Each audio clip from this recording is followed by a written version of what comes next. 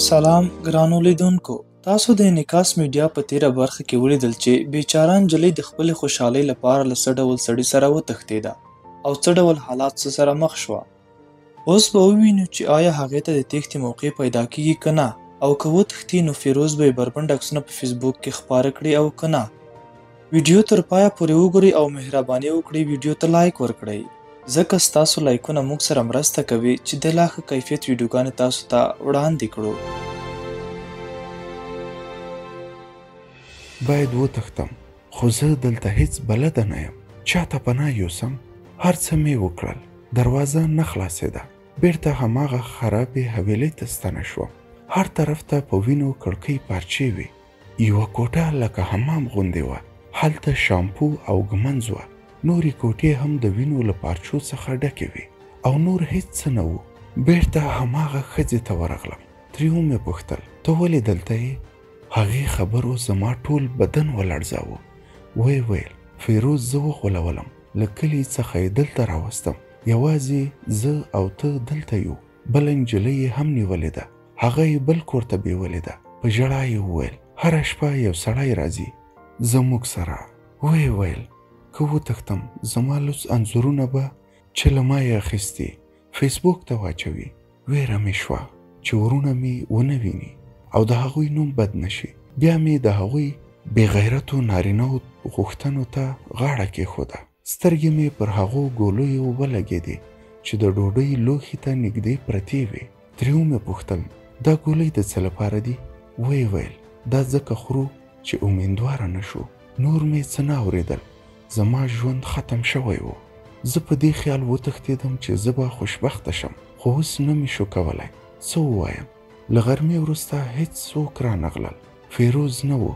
شپه شوه. یو سړی راغی. له ټیکري څخه یې ونیولم. غوښتل مې چې وتښتم. ویې ویل، فیروز رالیږلی یم، راځه. بیا مې د تښتېدو هڅه وکړه، خو له شا یې ونیولم او په لغته یې خېټه ته ووهلم. داسې احساس مې وکړ چې بدن مې ټوټه ټوټه شو. بیا یې پورته کړم او ټیکسي ته یې واچولم. هیڅ درد مې نه محسوساوه. څو شېبې وروسته بېهوشه شوم. سترګې مې چې پرانیستې، ځان مې د اوړو د بوجیو ترمنځ پیدا کړ. ولاړه شوم، خو درد مې د ملا شاوخوا نیولې وه. د درد پروا مې نه وکړه. شاوخوا ته مې کتل. دا ځای هم د هغې مخکیني کور نه ښه و. یوه ښځه راغله. لږه ډوډۍ یې په اوبو لمده کړې وه. راته یې راکړه، خو زړه مې نه غوښتل. یوازې دا مې غوښتل زه غواړم له دې ځای ووځم. پښې مې نیولې وې، ژړا مې کوله. زه غواړم بیرته خپل مور او پلار ته ولاړه شم. زموږ کلی داسې نه دی. ښار، د ښار سړي لکه وحشي حیوانات دي. ملا مې ماته شوه. زه یې وغولولم. خدایه، یوه زما ویښتان راکش کړل. چیغه مې کړه. بیا یې خولې ته څپېړه راکړه. خوله مې له وینو ډکه شوه. هغه ښځه راغله. سړي ته یې وویل، پرېږده، نن شپه دلته اوسي، زه ورسره خبرې کوم، هر څه به ورته روښانه کړم. وروسته له هغې لاړ هغه سړی. فیروز راغی. ما له کړکۍ ډک نظر ورته وکړ. راغی. ویې ویل، خوشحاله یې؟ زما ښځې، سهار ته لاړه شه، تا ته منتظره دی. زه په خپله د دې پرښتې حساب ته رسېږم. نو د هغې ښځې نوم سحر و. زما خواته راغله. یو پلاستیکي کڅوړه یې وغورځوله. ویې ویل، دا کالي واغونده، په دې وضعیت مشتریان درنه تښتي. بیا خپل موبایل یې راوویست. زما عکسونه یې وښودل چې له ډېر خراب حالت سره زما تر څنګ اخیستل شوي وو. هغه وویل، دلته ټول هغه څه لټوي چې زه یې لټوم. که تښتې بیا هم زه به درپسې راځم، او که تسلیم نشي د ځان نه به دې بدتر خلکو ته وسپارم. نور نو دا ستا ځای دی. یوه شپه وکه، زه به پیرودونکي درلیږم. ښه پالنه یې کوه. د کور څښتن هم شته. هغه ګولۍ وخوره، که نه خپله به قاتله شي. زما ژوند له ګناهونو ډک و. یوه اونۍ تېره شوه. نور مې نه شو زغملی. د هغه کثیف کور نه ووتلم. مخامخ مې یو طلایي رنګه ګنبد وه. حرکت مې وکړ. د هماغې ګنبد پر لور یوازې پام مې وکړ چې د راستنېدو لاره هیره نه کړم، او نور مې لارې ته دوام ورکړ. یو ښکلي ځای ته ننوتم. لومړی یوې ښځې وویل، د امنیت لپاره باید لومړی تلاشي ورکړې، بیا زیارت ته داخلېدای شي. هغه ځای کې شاوخوا ونې ولاړې وې. سپین دیوالونه او ښکلي لیکونه په مختلفو رنګونو کې تر ټولو ښکلې خپله زیارتګاه وه. د ننوتلو دروازې مخې ته یو ګلزار و. کله چې نږدې شوم پوه شوم چې دا د شهیدانو ګلزار دی. زیارت ته ننوتم، په یو کونج کې کېناستم. خیرات مې وغوښت تر څو د خپلې ډوډۍ مصرف پیدا کړم. څو اونۍ په همدې ډول تېرې شوې. بیا مې وغوښتل چې په یو کور کې کالي مینځل وکړم، ځکه زما وجدان نور نه غوښتل چې خیرات وغواړم. راپورته شوم، له زیارت څخه ووتم، یوې تندورخانې ته ننوتم. یوې زړې ښځې ډوډۍ پخوله، خو یوه څنډه یې سوځېدلې وه او بله څنډه یې خامه وه. د اوښکو سره مې په لوړ غږ وخندل. هغې زړې ښځې وویل: وای جلۍ، ته هم خاندې؟ انسان څه خپل سیمه یاد نه کړي، همداسې به وي. ما ورته وویل: زما زده ده، که غواړې زه به یې پخه کړم. هغې وویل: ته یې په رښتیا کولی شې؟ ما وویل: هو. پیل مې کړ. ډوډۍ پخولو ته تنور یې وړوکی و. په اسانۍ سره مې کولی شو چې ډوډۍ پخه کړم. هغې ښځې وویل: زه دیګ کوم او د تروو اش پخوم. هغې وویل: زه دلته ژوند کوم، تازه راغلی یم. یوه کاسه اش یې راته واچاوه، له یوې ډوډۍ سره یې ماته راکړ. ویې ویل: دا ډوډۍ واخله، له ځان سره یوسه. زه ورسره روانه شوم. هغه خواړه یې چې راکړل ورته مې وویل: دا له ځان سره وړم. ډوډۍ یې واخیسته، په یو سپین سطل کې یې کېښوده او یو څه نور اش یې هم پکې اضافه کړ.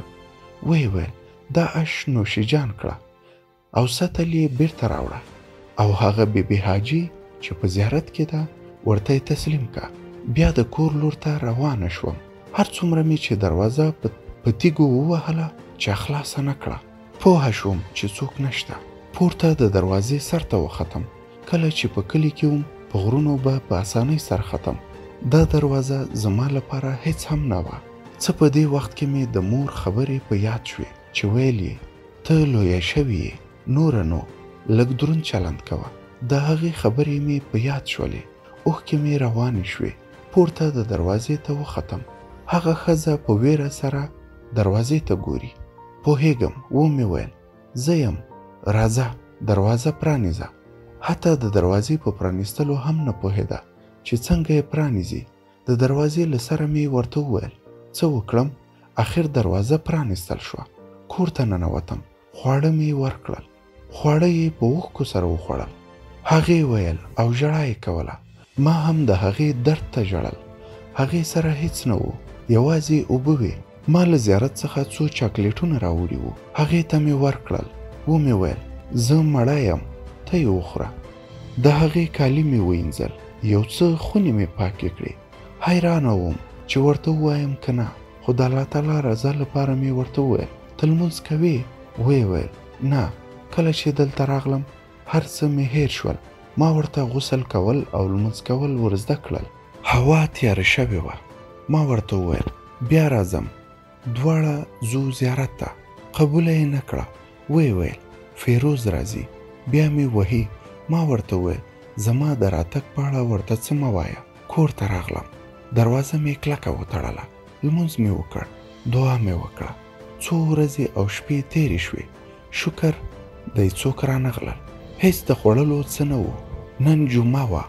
ښځو ته زیارت ته د ننوتو اجازه نه وه. یو دوکان ته ننوتم. غوښتل مې ووایم: لږ ډوډۍ راکړئ.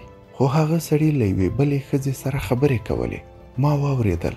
هغې ښځې وویل: یو څوک به پیدا نه شي چې کور مې صفا کړي، اولادونه مې مکتب ته یوسي، نور څه غواړم؟ ما چې د خبرې واورېدې خوشحاله شوم. ورته مې وویل: زه کولی شم دا کار وکړم. هغې وویل: راځه، کور در وښیم. که خوښ دې شو، هر سهار به راځې، پاککاري به کوې، ماشومانو ته به ناشته ورکوې. زه به تا ته هره ورځ 100 افغانۍ درکوم. خو اول باید کار ووینم. ما ومنله. کله چې کور ته ننوتم، بغیر له سپینوالي او ښکلا بل څه مې ونه لیدل. کار مې پیل کړ. یوه ورځ وه چې بغیر له اوبو مې څه نه و خوړلي. ډېره کمزورې وم. هغې ښځې وویل چې ما ته میرمن مریم وایه.